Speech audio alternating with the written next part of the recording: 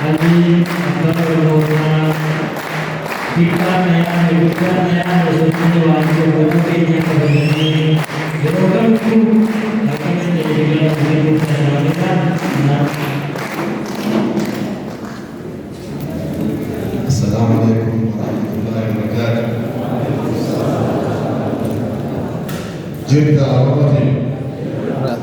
Jirta akan naga tursise Rabbi Buddha galatkan Allah orang umumnya wali tugace goto ak Muhammad Sisor besarku Allah galatkan tursise Lamafa organizing committee Saganta Via Kana Lopez Galaguta Sanagat Kawalibene Naiwa Yoga Wari Namada Namada Wadana Buiwama Yoga Adoromo yo akan batinnya adoromo. Wah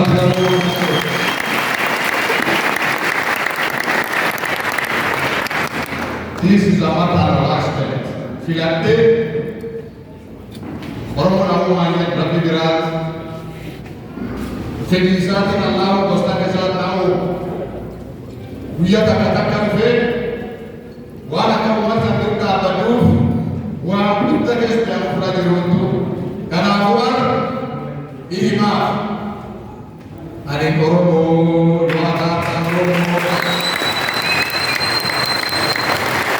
dua kata either way I have no regrets and I will remain forever.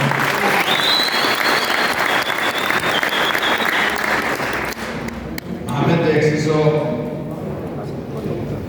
anak God Anin arri sene holkan wan fulate smar kadani se akia iya ka ujugi ya hingga akan ganti kalau nasir Buddha nan Buddha ere jual naguhu hol smar fulan ada tiar kate mani ilmu nama ada itu garu jej maman ye Not 50 plus million dollars. That was the truth, the bitter truth. At that hour, Gammadisa, like you say, Rakata Oromo Gavas Ipsate, Ufibubade, Maka Oromo and Food Muhammad. Arab, Wateromon, Pumatana Gabade, Muhammad Dutta Batsani, Arguti Oromo. I'm not saying you are not the Romans. Now I can put a Dusan. Go about the Gaifa. Go David Javis. David Javis. Sa Abba Gaf Kesato. Yami Kesabusa. Sinapsi, you are doing that, but magic, but we have a man.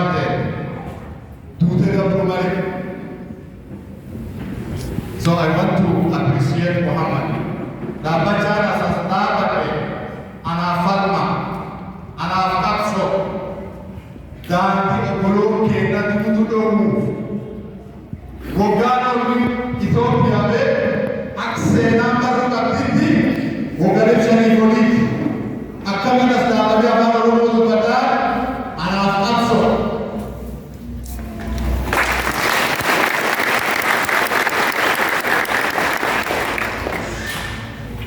Sena Romo yang berasal dari Malaysia. Dia sedang menemukan dewa di situ baju dan kecil atau kisah-kisah. Lafjalah dari kisah Tuhan. Orang membangun ketika kisah akasta. Kini tak kisah dia atau orang yang dari kecil. Arho alat balik diidhaabanne dhiichifne Oromummaa ta'e ibsa. And this is our right. This is our right. And nobody will take that away from us. Nama nurra furdu dando. Oromummaa keenya jijjiirama. Ittofama. Alaat baaree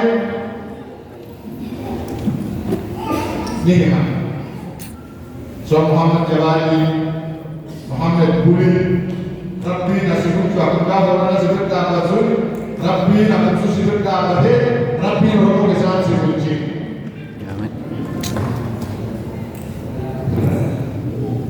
Ni kira hundreds of them are with us here. Hundreds of other heroes are with us here today. Kerugian Muhammad Wante and Fulani dan sekitar 1,200 kilometers. Wante Tirtabe, Muhammad Tirtabe Fiyede, Arab Lebu, Alhamdulillah. Arab Asir Muhammad Tirtabe.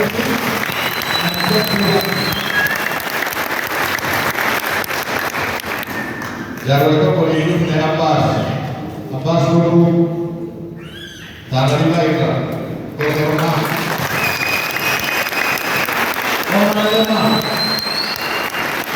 bukan Allah justru Allah suruh manusia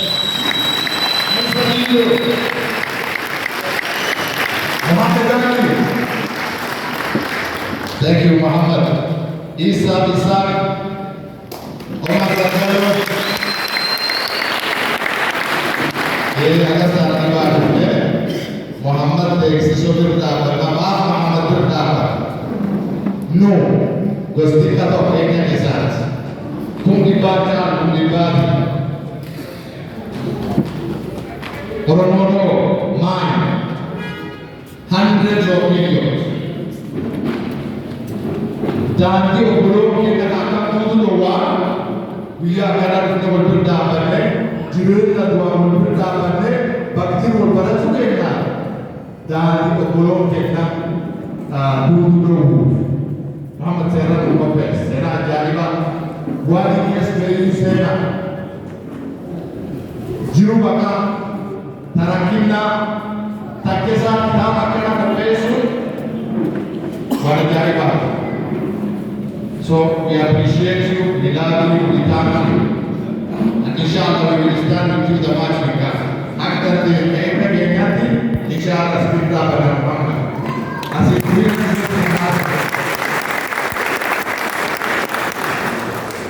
Gaf Muhammad cakap kata asmul anak kali itu lagi nak ada dia orang.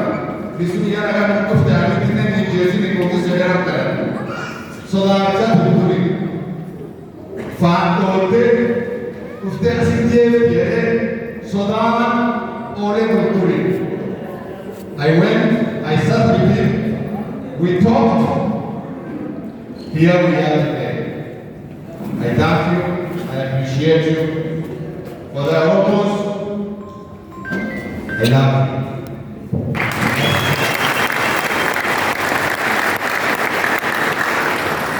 Yo soy contento. 6 miliar jatah apa? Di atas kamu itu, berapa miliar jatah apa? Di atas mereka. So this is a free message. Take home. I love Oromo.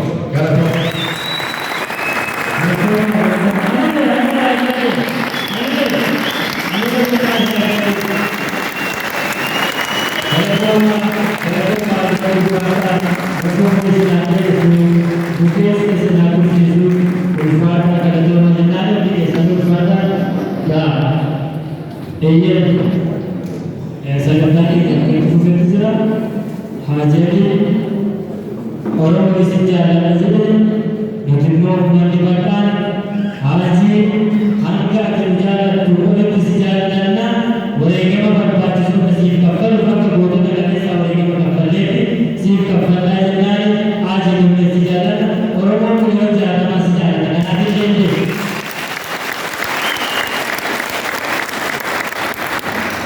Eka sebab yang terjadi, yang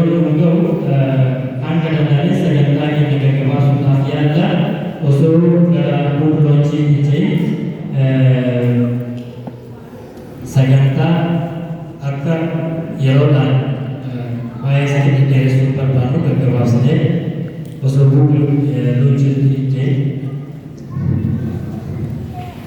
Egaa kabajamtoota keessummoota keenyaa kan waamicha keenya guyyaarraa kabajuudhaan galma kana keessatti babbareedanii tokkoomtanii kan akka qinxoominaan dhiftanii bareedanii mul'atan hundi keessanuu baga dhaga'aan dhuftanii sagantaan keenya egaa ammallee akkuma itti fufeetti jira.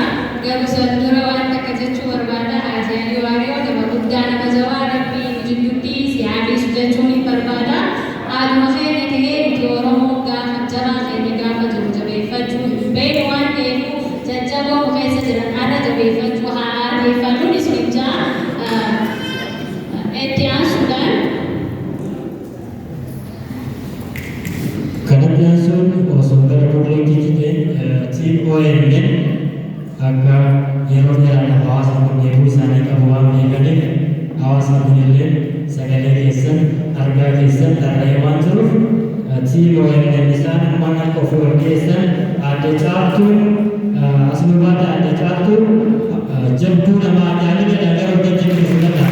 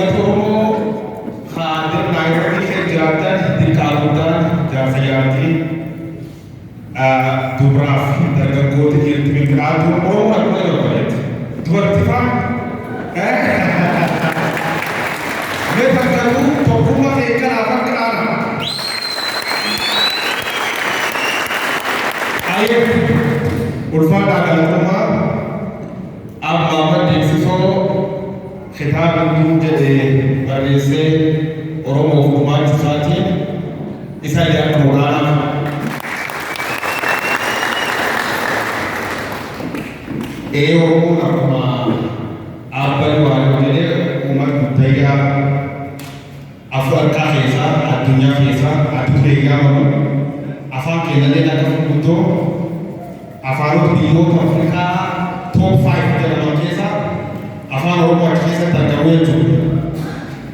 Afaan tokko hin dhalatanii, hin guddatanii turanii isteeppuu jiruun nama qaban. Ilmi nama gaafa dhalatu afaan dhageeffachuu jalqaba. Ittaansa dubbachuu yaala. Eegi dubbii baratee duuba in dubbisa, in barreessa. Isteeppi afaan kan keessa afaan Oromoo guddoo isa agartan kun hanqina barreessitoota qabu. Amma immoo dargaggootii barreeffamaan gadi yaa'uu jiran hedduu qorachuu waan jiruuf taas jirtullee ta Itoophiyaa jirtullee arguudhaanaaf.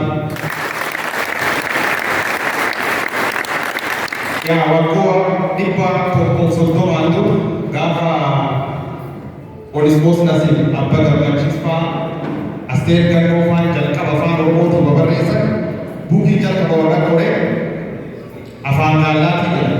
Lafaa bal'ifaa alii waaqofa keessatti gammaatti yookaan furdisa malee gaallaa hin jedhu. Waamuu gaallaa ta'uu.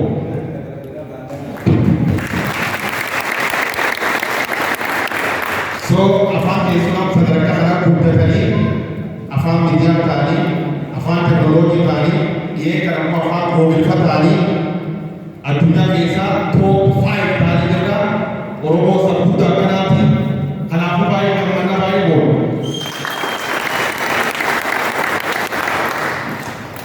Sa'aatiin naannoo namni daqiiqa lama hin dheeresseera. Namni miidiyaa hojii beekan waan ta'eef walam jechuu barbaada. Maamilli beeksisootu barbaade. Maamilli jalqaba irratti kitaaba isa barreessuun nu akka jiruuf hiika gurguddoo lama qabaatee amana. Lafa kennee ture guddoo gadi baanu Oromoo duukaa baay'ee ta'uu beekna. Fuulleetti akka warra kun kan leefi jalqabaati Itoophiyaa dabalatee masarata warraa guddaa jirti. Abbanii faayifti aanaa reefarraa afaanii kiiloomeetira waaqni lama as jiru namoota baay'ee ta'ee hedduun fafa godhatanii jiru. Maammee dildil ta'ee wal fuudhu isaatiif galatoom jennaan. Lammeessoo kitaabota afaan Oromoo hedduu barraa'u jiru. Nama afaan kan dubbatu miidiyoo hedduu afaan kan kadhatullee dhaga'ullee qabna. Duraan barreessitoota qabna. Amma barreessitullee tillee muummee qabdu. Barreessuu qofa osoo hin taane dhalootituu bira qulqullinaan akka barreessu kitaabotillee kitaabota addunyaarratti dubbifaman kan namootatti jaalatan gabaa addunyaa gubbaa besteera jedhanii Amazon gubbaatti akka gurguramuu qaban abdii jira. Warra abdii keessa geeddarachuu jira keessa kitaabni Mahammad Deessisoo hin duune tokko barreessitoota duraan turan irratti galmeessuu irratti dabalatee jira. Maammee bakka kooftee siin jedhe. Dhuma irratti ulfaadhaa galatoomaa namni as jiru kun cuftii warra fira Oromoo uummata tokko akka walagarree jira. Ammaanichillee agarcaallee fulaa uummata Oromoo jiruuta qoranni abdii guutuu qabna. Tokkummaa keessa agarcaalatti dabalaadhaa ulfaadhaa galatoomaa.